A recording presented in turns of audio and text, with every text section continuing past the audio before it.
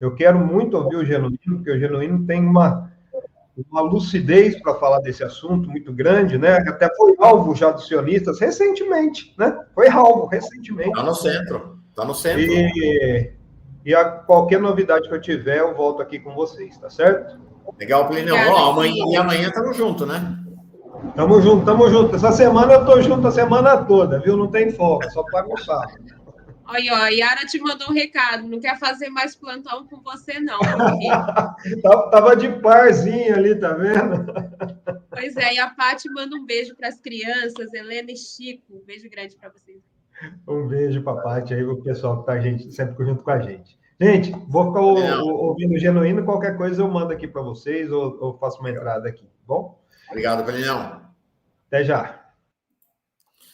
Vamos trazer o Genuíno, mas ele quer ouvir o Genuíno sobre tudo, mas especialmente sobre isso aqui.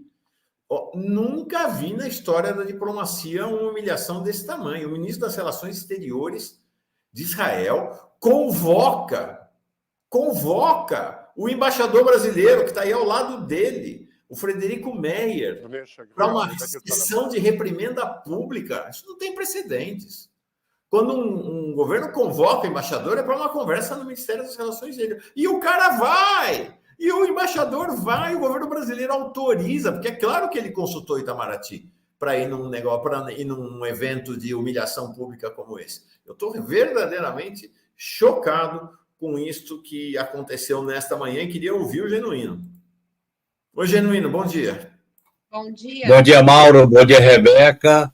Eu começaria por aí. Eu acho que o embaixador do Brasil não deveria aceitar os termos desta convocação, portanto, a reprimenda devia ser recusada e o governo brasileiro deve acompanhar a evolução das relações diplomáticas, levando em conta a possibilidade de suspender as relações diplomáticas com o governo de Netanyahu. Por quê, Mauro? A arrogância, a prepotência, a ideia de que o governo de Israel pode fazer o que bem entender, aliás, é o que faz há 75 anos contra o povo palestino, é o que faz em não cumprir nenhuma resolução da ONU, nunca cumpriu, é o que faz em relação ao processo de colonização em áreas palestinas, é o que faz com o apoio da hegemonia midiática mundial e do sistema econômico imperialista para impor uma visão de como eliminar um povo, o direito à autodeterminação e ocupar aquela região, porque antes do início dos acontecimentos de 7 de outubro, já se levantava o mapa, já se falava do grande Estado de Israel, portanto, isso está se revelando algo extremamente grave, que é a prepotência e a arrogância. E o Lula, Mauro, aí entraria nessa questão, o Lula, ele é chefe de Estado e chefe de governo. E como chefe de Estado e chefe de governo, ele está respaldado pelo artigo 4º da Constituição, que diz: a República Federativa do Brasil rege-se nas suas relações internacionais pelo seguinte princípio: independência nacional, é o caso; prevalência dos direitos humanos, é o caso; autodeterminação dos povos, é o caso explícito, autodeterminação do povo palestino; não intervenção; igualdade entre os Estados. Não tem igualdade entre os Estados ali, até porque o governo de Israel declarou que não aceita a declaração do Estado palestino. Defesa da paz, que é uma bandeira mundial que todo mundo está reivindicando, o cessar-fogo. Solução pacífica para os conflitos. Está se buscando a solução da guerra.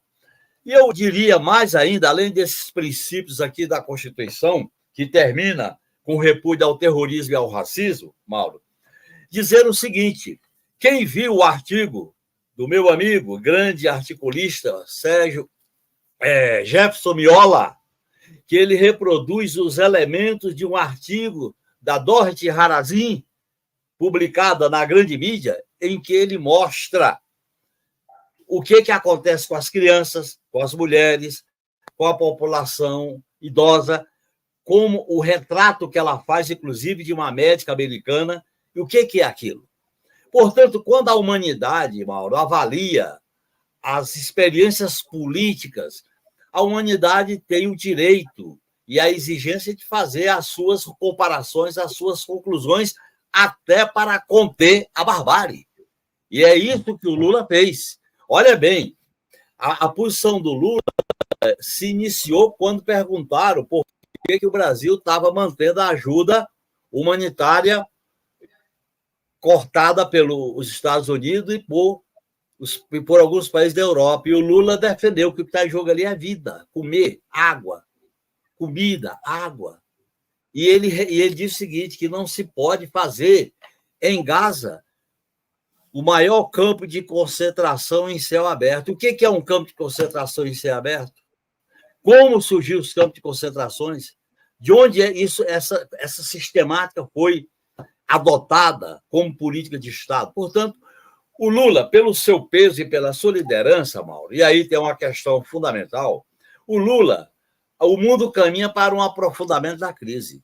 E se os líderes não se posicionam, não adotam a posturas coerentes, não influi, não passa a ter uma posição decisiva, não passa a contribuir para se buscar um futuro de paz. Portanto, o Lula tomou uma atitude lúcida, corajosa, condizente com o seu papel de chefe de Estado e chefe de governo.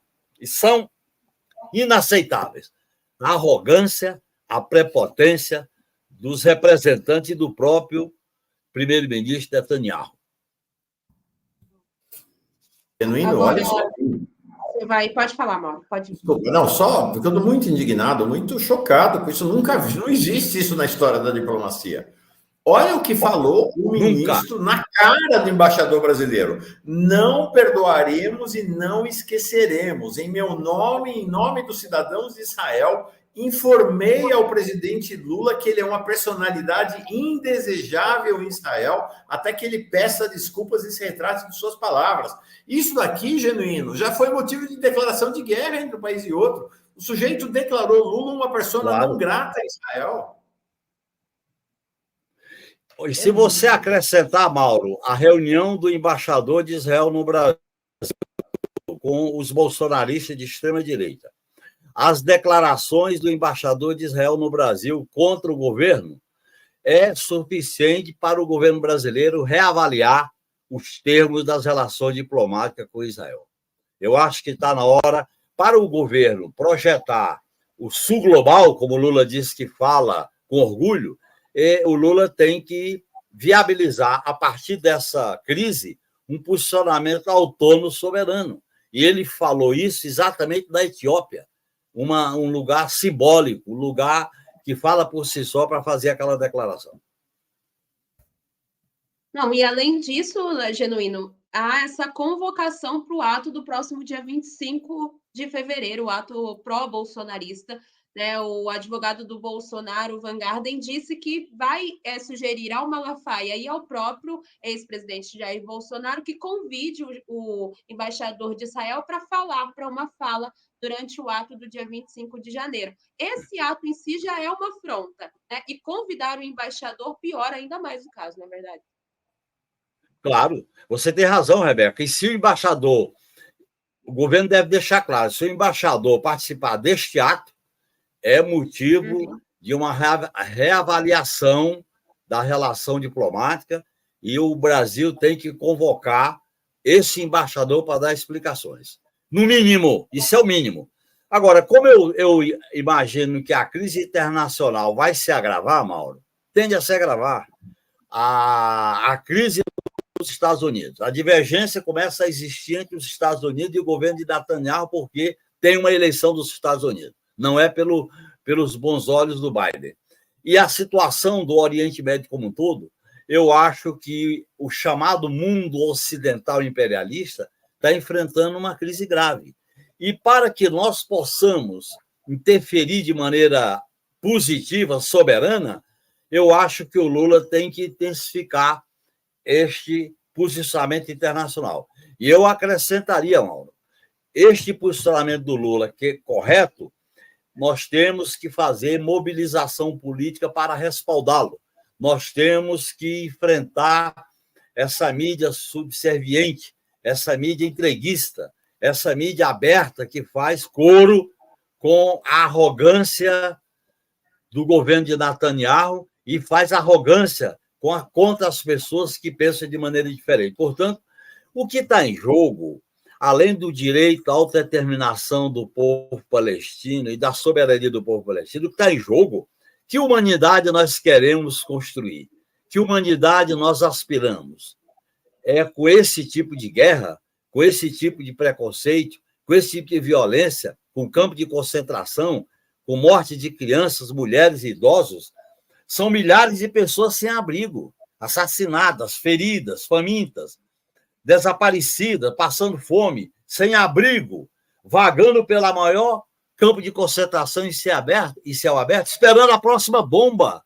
Olha que tragédia. Nós vamos ser coniventes com essa tragédia. Portanto, o presidente Lula tomou uma posição correta e nós devemos criar no Brasil um respaldo político para as posições do presidente Lula.